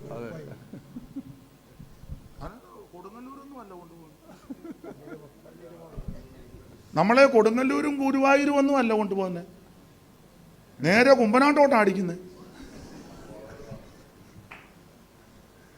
അല്ലെ നേരെ മുളക്കൂടേക്കാണ് വിടുന്നത്, അല്ലെ നേരെ പുനലൂരോട്ട് വിടും, അല്ലെങ്കിൽ തിരുവല്ല ഷാരോൺ, ഇല്ല നേരെ അടയാറിലോട്ട് അടിക്കും. ഏനാ കൊച്ചമ്മ ഇരുത്തി ഒരു മൂളം ചിരി അടയാറെന്ന് കേട്ടപ്പം ടിഫിൻകാരിയായിരുന്നു. എന്നാലും അറിയാം, വകുപ്പ് അറിയാം. ദൈവാലയത്തിന്റെ ഗോപുരാഗ്രഹത്തിലാ നമ്മൾ ഓർക്കുന്ന പിശാച് മറ്റു നിലയിലാ നമ്മളെ വീട്, അല്ലല്ല ആത്മീയ വിഷയത്തിലാ വീഴ്ത്തുന്നത്. ദൈവാലയത്തിന്റെ മേളിലോട്ടാകുമ്പോ പിന്നെ പ്രശ്നമില്ലല്ലോ. ആ പള്ളിയുടെ മണ്ടയിലാ കാണാം, സംശയം വരത്തില്ലല്ലോ, സംശയം വരത്തില്ലല്ലോ, പള്ളിയല്ലേ.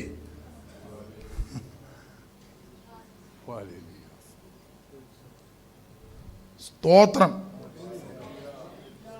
ആദ്യം പരീക്ഷിച്ചത് മരുഭൂമിയില, അപ്പൊ സംശയം വരും. രണ്ടാമത് ചുമ്മാ അങ്ങ് മേളിലോട്ട് കൊണ്ടുപോയി, അത് ഡൗട്ട് വരും. മൂന്നാമത് പള്ളിയുടെ മണ്ടയ്ക്ക.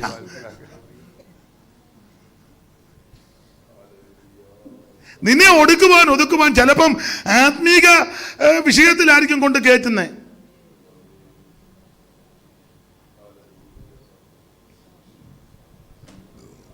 ചർച്ചിൽ വർഷിപ്പ് ലീഡറിന് കയറ്റി. അപ്പം നമ്മൾ ഏതായാലും അവനെ ഉഴപ്പിയിരിക്കുകയായിരുന്നു, അവനെ ഏതായാലും ചിലർ നന്നായിട്ട് പോകും. പിന്നെ ഈ പൊസിഷൻ കിട്ടിക്കഴിയുമ്പോൾ പിന്നെ ഇവൻ ഏതാണ്ടല്ല എല്ലാവരുടെയും കാര്യമല്ല. ചുമ്മാ ഇരിക്കുന്ന അച്ചായനെ നമ്മൾ പറയാം, അച്ചായൻ ഇനിയും സങ്കീർത്തനം വായിക്കാൻ മുന്നിലോട്ട്, തീർന്നതോടെ. ആത്മീയമായിട്ട് കൊണ്ടുപോകും ചിലരെ, തെളിയിടാനാ. നമുക്ക് മടങ്ങി വരാം. ദൈവാലയത്തിന്റെ ഗോപുരാഗ്രഹത്തിൽ കയറ്റിയച്ച് സാത്താൻ പറയാ താഴോട്ടെടുത്ത് എന്നിട്ട് വാക്യവും പറഞ്ഞു. അപ്പോൾ ഓർത്തല്ലോ, അപ്പൊ നിന്നെ കുറിച്ച് തന്നെ ദൂതന്മാരോട് കൽപ്പിക്കും, നിന്റെ കാല് കല്ലിൽ തട്ടി പോകാതിരിക്കേണ്ടതിന്. ഞാനോ നിങ്ങളോ ആയിരുന്നെങ്കിൽ ഗ്ലോറി എന്നും പറഞ്ഞൊരു ചാട്ടം ചാടിയാൻ. വേണേ ഗ്ലോറി വിക്ടറി രണ്ടോട്ടിരുന്നോട്ടെ, ഒരു ചാട്ടം.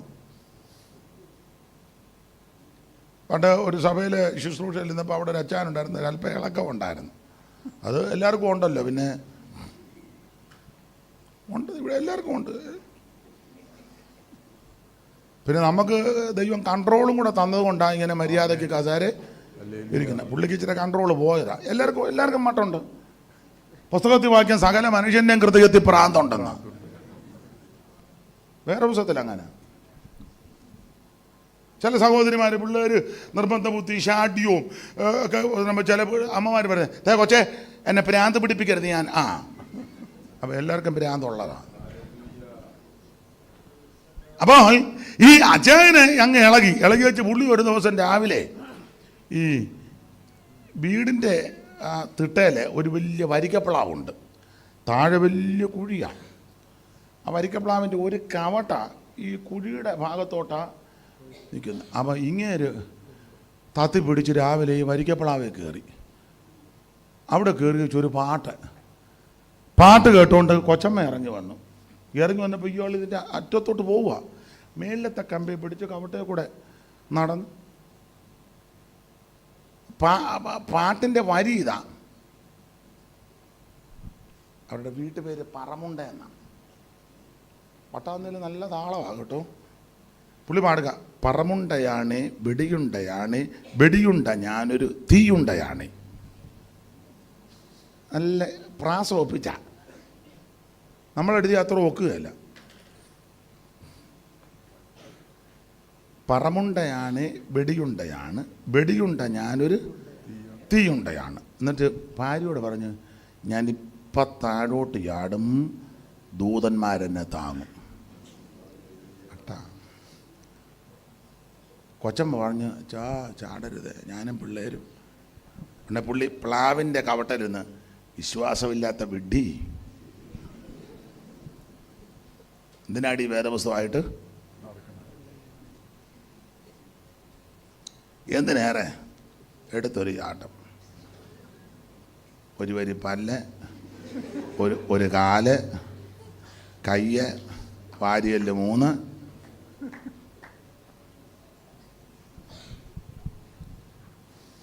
നമ്മുടെ സ്വാർത്ഥ താല്പര്യങ്ങൾക്ക് നമ്മുടെ ഇംഗിതത്തിനും വചനം കോട്ട് ചെയ്യരുത്.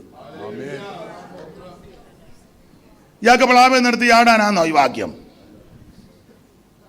അല്ല. നമ്മുടെ ചില സ്വാർത്ഥ താല്പര്യങ്ങൾക്ക്, നമ്മുടെ ഇംഗിതത്തിനും, നമ്മുടെ ചില ആഗ്രഹങ്ങൾക്ക് വേണ്ടി ദൈവത്തിന്റെ വചനം എടുത്ത് പ്രയോഗിക്കരുത്. പിശാചി പറയുക, എടുത്തു ചാടിക്കോ, ദൂതൻ നിന്നെ. കർത്താവ് പറഞ്ഞു, അതൊക്കെ സമ്മതിച്ചു, നിന്റെ ദൈവമായ കർത്താവിനെ പരീക്ഷിക്കരുത്. ഞാൻ എൻ്റെ ശൈലി പറയാം. പിശാചി പറയുക, എടുത്തു ചാടിക്കോ, ദൂതൻ നിന്നെ താങ്ങും.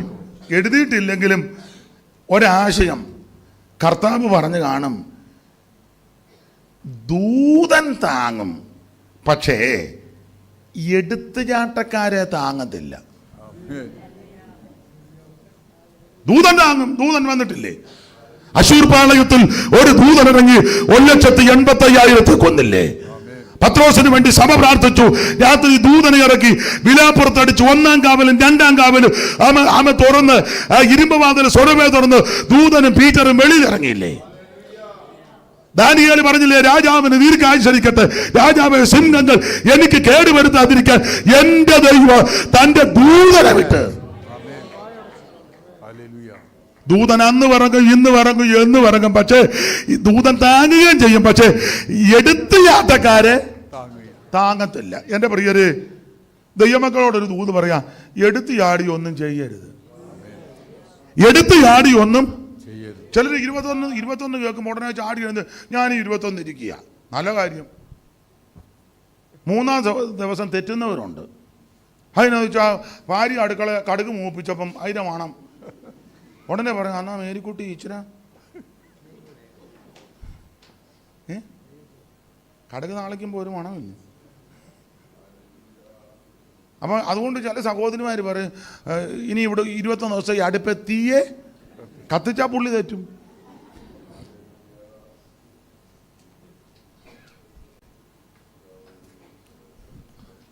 ദൈവത്തിന് മഹത്വം.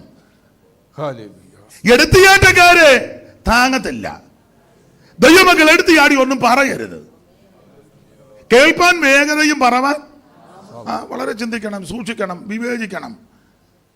എടുത്തു ചാടി ഒന്നും ചെയ്യരുത്. എടുത്തു ചാടി ഒന്നും പ്രവർത്തിക്കരുത്. എടുത്തു ചാടി ഒന്നും ഇടപെടരുത്. നിങ്ങൾ വചനത്തിലൊക്കെ നല്ല തിട്ടമുള്ളവരല്ലേ? ദൈവത്തിന് മഹത്വം. എടുത്തിയാട്ടം പാടില്ല. ഈ ദാവീദിന്റെ കയ്യിൽ 2 പ്രാവശ്യം ശൗലിനെ ഏൽപ്പിച്ചു. ഒന്ന് ഈ അദുല്ലാം ഗുഹയിലിരിക്കുക, ഒന്ന് മരുഭൂമി കൂടെ പോകുമ്പോൾ ശൗലും അബ്നേരും എല്ലാം കിടന്ന് ഉറങ്ങുക. ദാവീദും ആൾക്കാരും കൂടെ പോയപ്പം നല്ല ഗാഠനിദ്ര. അപ്പം ദാവീദിൻ്റെ കൂടെയുള്ള ആൾക്കാർ പറഞ്ഞു, അച്ഛാ നല്ല ഉറക്കമാണ്, നല്ല അവസരമാണെന്ന് പറഞ്ഞു. തീർത്തേക്കട്ടെ എന്ന് ചോദിച്ചു. അവൻ എന്തോ അപ്പം നോക്കിയപ്പം കുന്തോൻ ജലപാത്രവും അവിടെ ഇരിപ്പുണ്ട്. കുന്തോൻ ജലപാത്രം. അത് പറഞ്ഞ് ആ കുന്തോൻ ജലപാത്രം ഇങ്ങെടുക്കാൻ പറഞ്ഞു.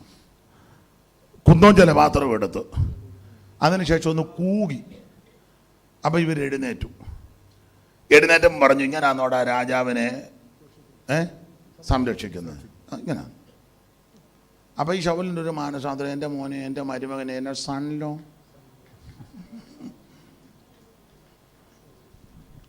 ചിലക്ക് അങ്ങനെയൊക്കെ മാനസാന്തരം ഉള്ളവരുണ്ട് കേട്ടോ. ആട്ടെ. ഇതുപോലെ 24 ദാവീദും അവൻ്റെ ആൾക്കാരും കൂടെ ഗുഹയ്ക്കകത്തിരിക്കുക. ഗുഹയ്ക്കകത്തിരിക്കുമ്പോൾ ശൗലും അവൻ്റെ ആൾക്കാരും കൂടെ ആ ഗുഹയിലോട്ട് കയറി വരിക. കാൽമടക്കത്തിന് കയറി വരിക. അപ്പൊ ദാവീദിന്റെ കൂടെ തൻ്റെ പെങ്ങന്മാരുടെ പിള്ളേരുണ്ട്. ദാവീദിന് 2 പെങ്ങന്മാരാ. അതിലൊരു പെങ്ങളാ സെരൂയ.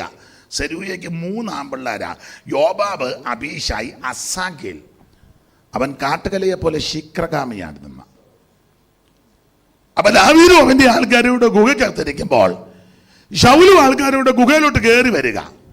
കയറി വന്നപ്പോൾ ദാവീദിന്റെ കൂടെയുള്ള പെങ്ങന്മാരുടെ പിള്ളേരും ഒക്കെ പറഞ്ഞു, എടാ ദാവീദേ, നിന്റെ വൈരിയും ശത്രുവും നിന്നെ ചതിച്ചു വഞ്ചിച്ച് കുന്തം കൊണ്ട് ചുവരോട് ചേർത്ത് കുത്തി തകർക്കാൻ പദ്ധതിയിട്ട നിന്റെ ശത്രുവാകുന്ന ശൗലിനെ ദൈവം കൊണ്ടുവരുന്നെന്ന് പറഞ്ഞു. ദൈവം കൊണ്ടുവരിക.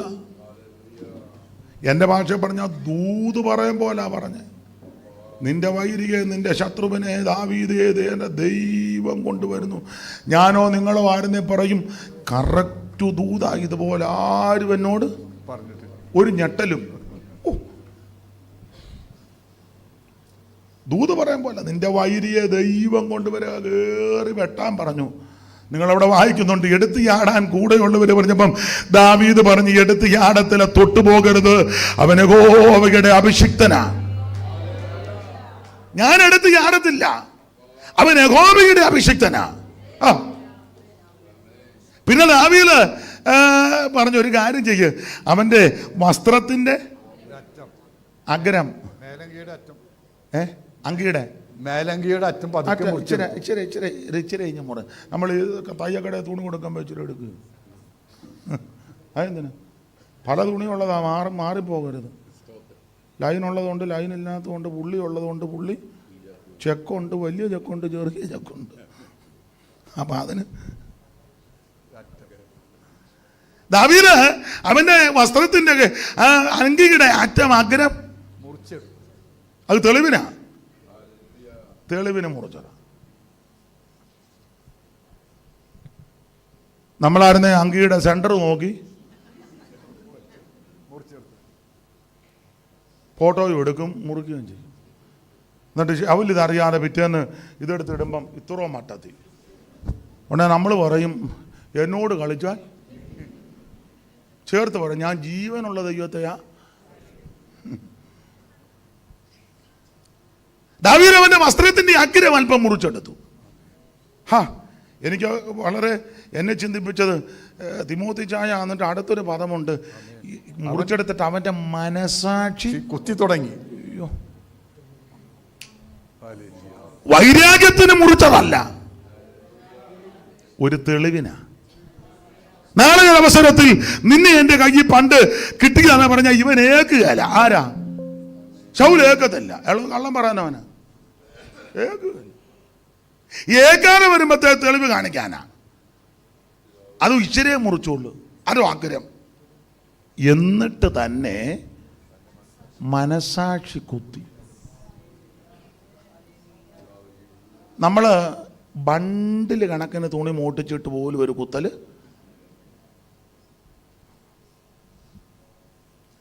പിന്നെ നമ്മൾ ഞായറാഴ്ച വന്ന് 10 മുതൽ ഇങ്ങനെ മഴയത്ത് കാറ് പോകുമ്പോൾ വൈപ്പർ അടിക്കുമ്പോൾ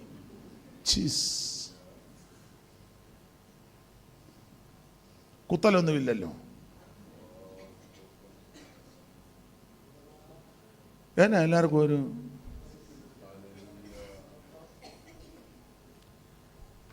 ഒരു കാര്യം ഇന്ന് പകൽ പറയാം. ഇവിടെ വലിയ സ്ഥാനവും പേരും പ്രശംസയും ബഹളവും എപ്പോഴാളും ഒന്നും ഉണ്ടായില്ലെങ്കിലും ഈ ഉപവാസ പ്രാർത്ഥന കഴിക്കുന്ന ദിവസമാ. നല്ലൊരു മനസാക്ഷി. മറ്റുള്ളവരെ ഉപദ്രവിക്കരുത്, ചതിക്കരുത്, വഞ്ചിക്കരുത്.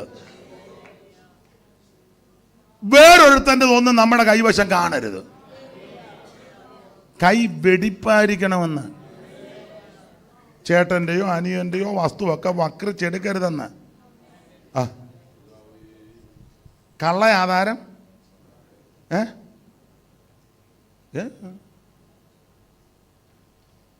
ഓ സമയമായില്ലയോ, ഞാനതങ്ങ് വിട്ടുപോയി.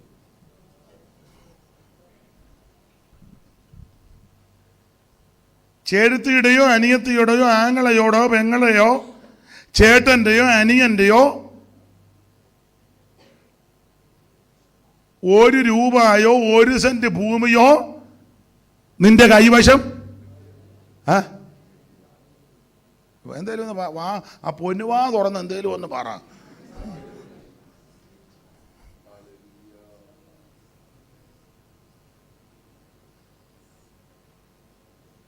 എല്ലാവരും ഒന്നുകൂടെ ഒന്ന് നോക്കട്ടെ. നല്ല കൈവെടിപ്പായിരിക്കണം. ഈ കയ്യിൽ അകൃത്യം കരുതിയിരുന്നെങ്കിൽ കർത്താവ് യഹോവേ നിന്റെ കൂടാരത്തിൽ ആര് പാർക്കും? അങ്ങനെ ചോദിച്ചേച്ച് പറയുക, വെടിപ്പുള്ള കയ്യും. എൻ്റെ പ്രിയരെ, ഇവിടെ വലിയ സ്വത്തൊന്നും കിട്ടിയില്ലെങ്കിലും, വലിയ പൊസിഷൻ ഒന്നും കിട്ടിയില്ലെങ്കിലും, എല്ലാവരും ഒന്നും അറിയത്തില്ലെങ്കിലും നല്ലൊരു മനസാക്ഷി വേണം. ദൈവസന്നിധി വന്ന് മുട്ടുമടക്കുമ്പോഴേ കുത്തരുത്.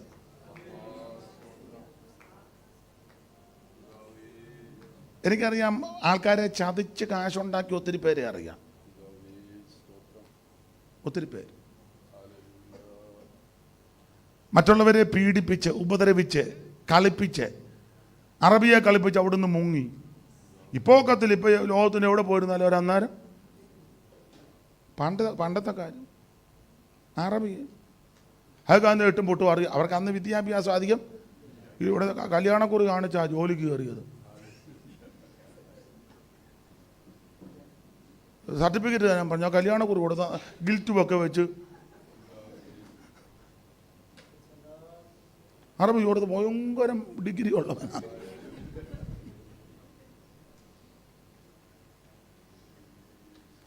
ആട്ടെ, ദൈവം വഴി ഒരുക്കിയതായിരിക്കും, ഞാൻ എതിർക്കുന്നില്ല. ഒരുത്തിനോട് ചോദിച്ചു ഏത് യൂണിവേഴ്സിറ്റിയിലാണ്? അവൻ പറഞ്ഞു കുമ്പനാട് യൂണിവേഴ്സിറ്റി.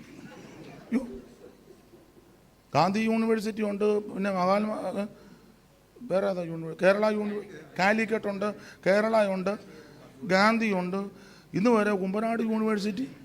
അവൻ നിന്ന നിപ്പിലുണ്ടാക്കിയതാ ഒരു യൂണിവേഴ്സിറ്റി. അത്രയ്ക്ക് മിടുക്കന്മാരാണ് നമ്മുടെ ആൾക്കാർ. 5 മിനിറ്റ് കൊണ്ടൊരു യൂണിവേഴ്സിറ്റി.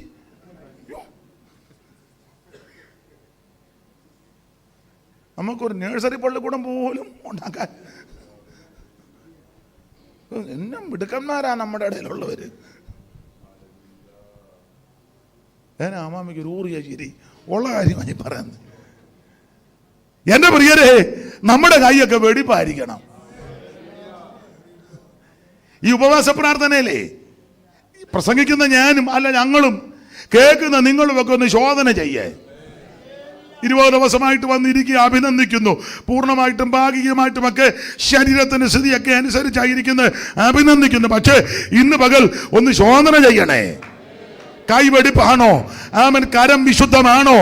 ആമൻ മനസാക്ഷിക്ക് കുത്തൽ വല്ലതും വരുന്നുണ്ടോ? നീതിക്ക് നിരക്കാത്ത വല്ലതും വീട്ടിലുണ്ടോ? അവൻ ന്യായത്തിന് നിരക്കാത്തത് വല്ലോ കയ്യിലുണ്ടോ? സ്തോത്രം, സ്തോത്രം. ദൈവം ഇസ്രായേലിന് നിർമ്മല ഹൃദയമുള്ളവർക്ക് നല്ലവനാകുന്നു. നിർമ്മല ഹൃദയന്മാർക്കൻ ദൈവം അതാൽ നല്ലവനതിനിൽ ഒരു വാദം. നിർമ്മല ഹൃദയന്മാർക്കൻ ദൈവം അതാൽ നല്ലവനതിനിൽ ഒരു വാദം. എന്നാൽ ദുർമതികൾ സുഖികളായി മേവുമതിൽ ഇടറി എന്നുള്ളം തീരതുല്യം. അപ്പൊ ശ്രദ്ധിക്കുക, നമുക്ക് നല്ലൊരു ഹൃദയം. ദാവീദിന്റെ മനസാക്ഷി കുത്തി.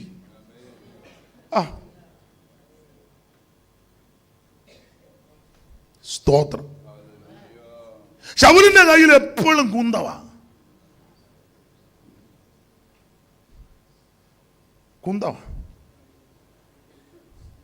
ദാവീദിന്റെ കയ്യിലോ ഉറക്കം പറ, കിന്നരം. ദാവീദ് കിന്നരം വായിച്ചെന്നോ? അങ്ങനല്ലേ? പണ്ടൊരാൾ എനിക്ക് വായിച്ചു, ദാവീദ് കിന്നാരം വായിച്ചെന്നു. ഞാൻ പറഞ്ഞു ഒത്തിരി കിന്നാരമൊന്നും.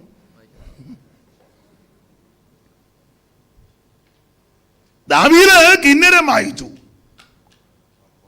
തൻ്റെ കയ്യിൽ കിന്നരമാ. അത് നല്ല തൂര്യനാദത്തിൽ. ശൗല് കയ്യിൽ ഒരു കുന്ത. 18:10 വായിച്ചു വെച്ചാ. ശൗമേലിന്റെ 1-ാം പുസ്തകം 18:10 പെട്ടെന്ന് വായിച്ചു. പിറ്റേന്ന് ദൈവത്തിന്റെ പക്കൽ നിന്നുള്ള ദുരാത്മാവ് ശൗലിന്മേൽ വന്നു. അവൻ അരമനയ്ക്കകത്ത് ഉറഞ്ഞു പറഞ്ഞു. ദാവീദോ പതിവ് പോലെ കിന്നരം വായിച്ചുകൊണ്ടിരുന്നു. മതി.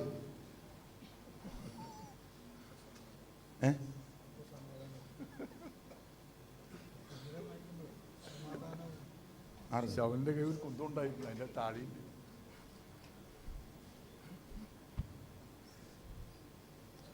ശൗലിന്റെ കയ്യിൽ കുന്തം, ദാവീദിന്റെ കയ്യിൽ കിന്നരം.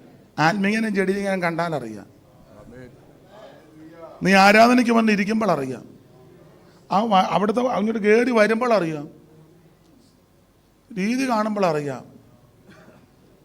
ഒരുത്തന്റെ കയ്യിൽ കുന്തം, ഒരുത്തന്റെ കയ്യിൽ കുന്തമെടുത്തവന്റെ ഗതി അറിയാം. കുന്തത്തെ തന്നെ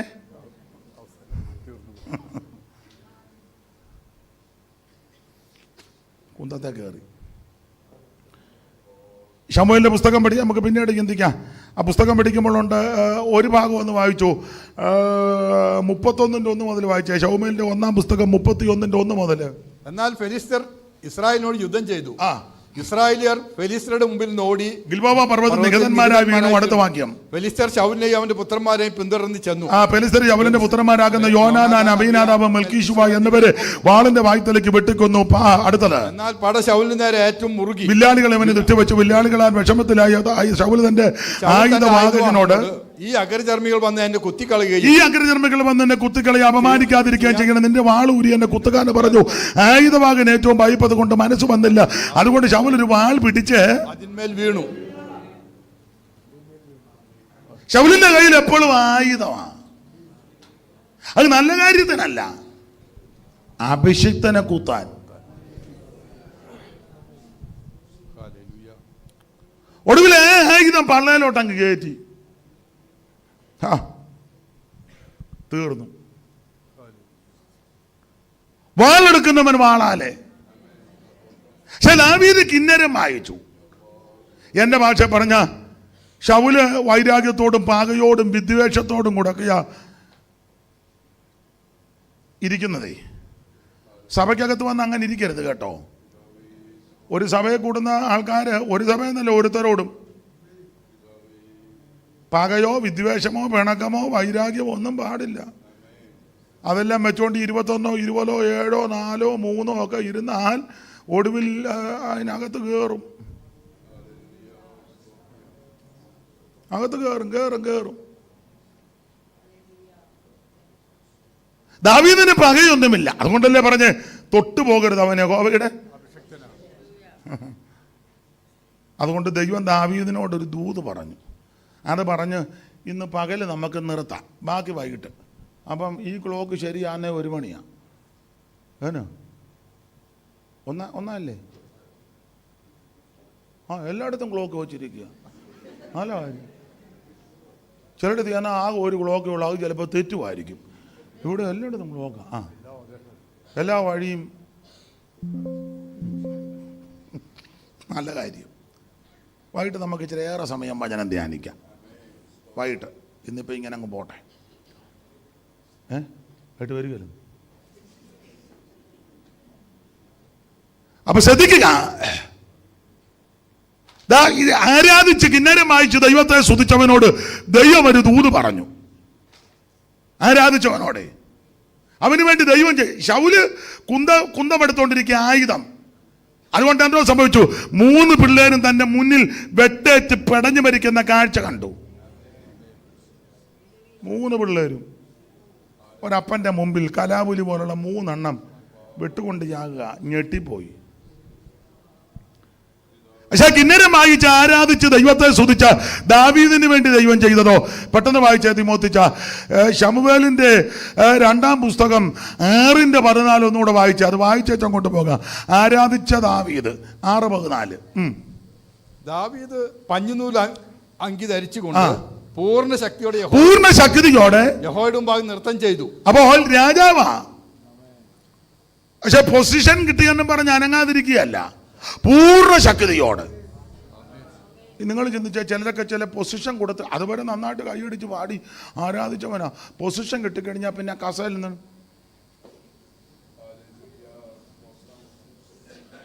പിന്നെ കണ്ടമാനം അന്തരീക്ഷം വരുമ്പോൾ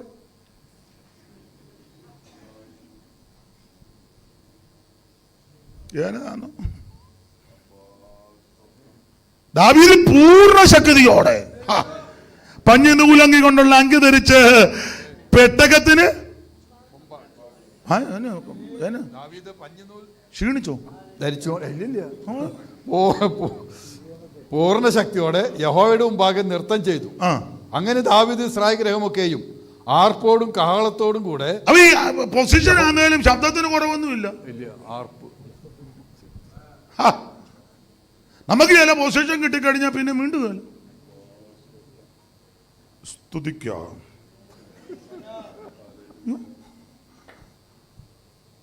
ഇതുങ്ങളെല്ലാം കടന്ന് കായം ചെയ്യാൻ തുള്ളുക. പുള്ളി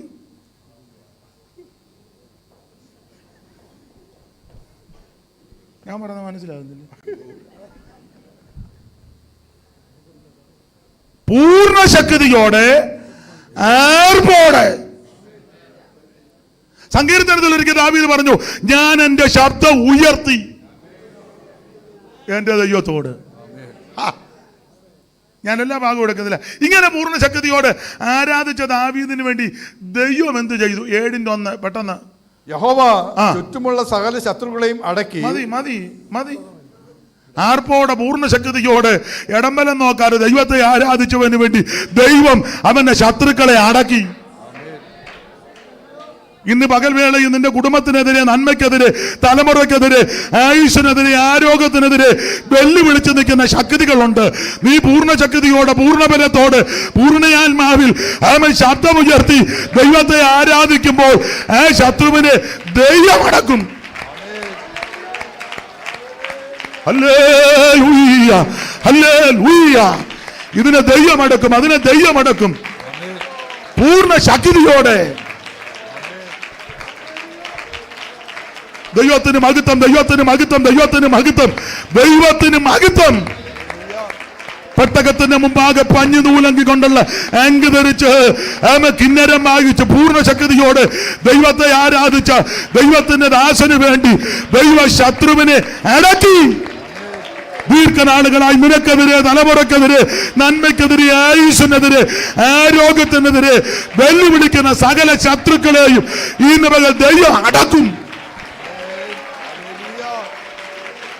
ഹല്ലേലൂയ. കരമുയർത്തി ദൈവത്തെ സ്തുതിക്കുക. നിർത്തുക. ചില മിനിറ്റുകൾക്കകം നിർത്തും. ബാക്കി നമുക്ക് വൈകിട്ട്. ഞാൻ ഈ പ്രസംഗത്തിന്റെ മുഖവര വന്നതേ ഉള്ളൂ. എന്റെ ചിന്ത ശരിയെങ്കിൽ ഇന്നും നാളെയും പറഞ്ഞാലും തീരുകയല്ല. സ്തോത്രം. നമുക്ക് എനിക്ക് വൈകിട്ട് ഇച്ചിരി ഏറെ സമയം തരണേ. പുള്ളി പൂർണ്ണ സമർപ്പണത്തോടെ ഇരിക്കുക. അയ്യോ, അനുഗ്രഹിക്കട്ടെ.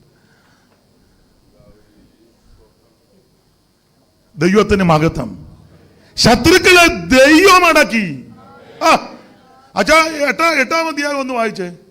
അനന്തരം ദാവീദ് ഫെലിസ്തരെ ജയിച്ചടക്കി. മൂലസ്ഥാനത്തിന്റെ ഭരണം ഫെലിസ്തരുടെ കയ്യിൽ എന്ന് പറഞ്ഞ ക്യാപിറ്റലും പിടിച്ചടക്കി. മൂലസ്ഥാനം. ശൗല് ഇത്രയും കൊല്ലം 40 കൊല്ലം ഇരുന്നെങ്കിലും തലസ്ഥാനത്തെല്ലാം മറ്റവൻ കയറി കൂടിയിരിക്കുക. തലസ്ഥാനം പിടിച്ചടക്കുന്നത് ആരാധിച്ച് ബലപ്പെട്ടപ്പോഴാണ്.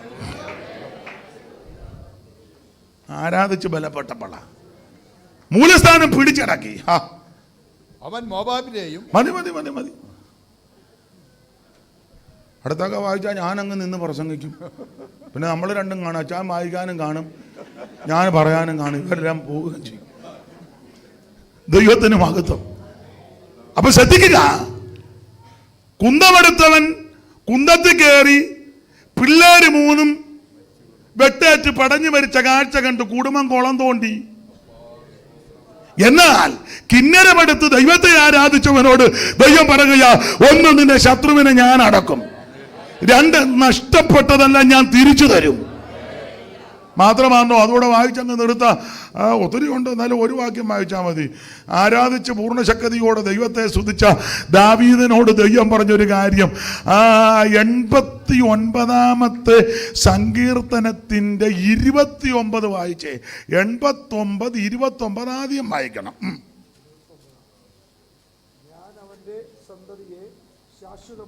മൈക്കിൽ കൂടെ വായിച്ചു.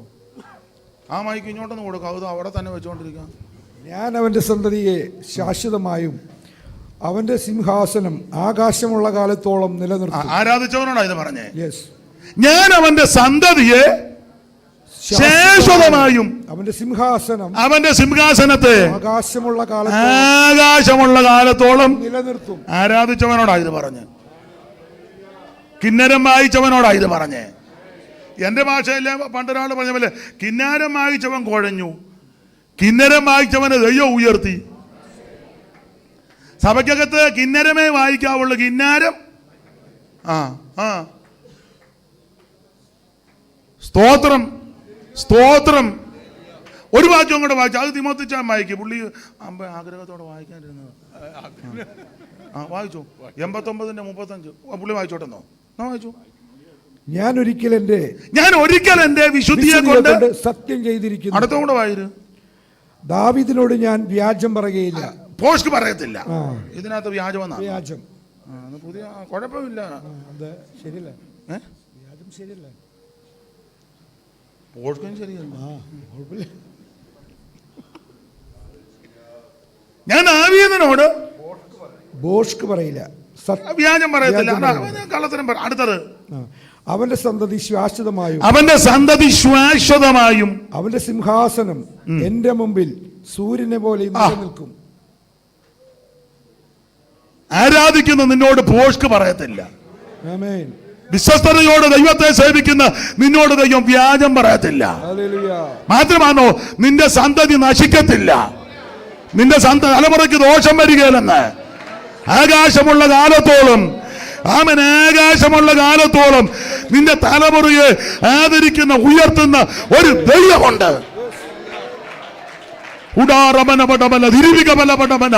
ദൈവത്തിന് മഹത്വം. ഹല്ലേലൂയ. എടുത്തു ചാടി ഒന്നും ചെയ്യരുത്, എടുത്തു ചാടി ഒന്നും പ്രവർത്തിക്കരുത്, എടുത്തു ചാടി ഒന്നും പറയരുത്.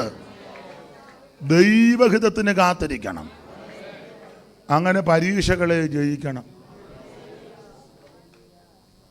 കൊച്ചുഞ്ഞുപദേശി പാടിയ ഒരു പാട്ടുണ്ട്, ഒരു വരി പാടി അങ്ങ് നിർത്താം. പകലിലും രാവിലും പരീക്ഷകൾ വരും, ഉറങ്ങിക്കിടന്നാലും പരീക്ഷിക്കും. പകലിലും രാവിലും പരീക്ഷകൾ വരും, ഉറങ്ങിക്കിടന്നാലും പരീക്ഷിക്കും. കർത്താവേ ശോധന തെരുതേറെ വന്നാലും ജിബ്രാൾട്ടർ പോലെന്നെ പാലിക്കണേ. കർത്താവേ ശോധന തെരുതേറെ വന്നാലും ജിബ്രാൾട്ടർ പോലെന്നെ പാലിക്കണേ. പാപം പരീക്ഷിക്കും, ലോകം പരീക്ഷിക്കും, സാത്താൻ ബന്ധുക്കൾ താൻ മർത്യ ജഡം. പാപം പരീക്ഷിക്കും, ലോകം പരീക്ഷിക്കും, സാത്താൻ ബന്ധുക്കൾ താൻ മർത്യ ജഡം. ദൈവാത്മശക്തിയാലല്ല ജയിക്കുവ നസറായ വീരൻ താൻ സഖായിക്കും. ദൈവാത്മശക്തിയാലല്ല ജയിക്കുവ നസറായ വീരൻ താൻ സഖായിക്കും. ജിബ്രാൾട്ടർ പാറമേൽ തട്ടും തീരാ പോലിഷോണി തലത്തിലെ പരീക്ഷകൾ. ജിബ്രാൾട്ടർ പാറമേൽ തട്ടും തീരാ പോലി ജോണി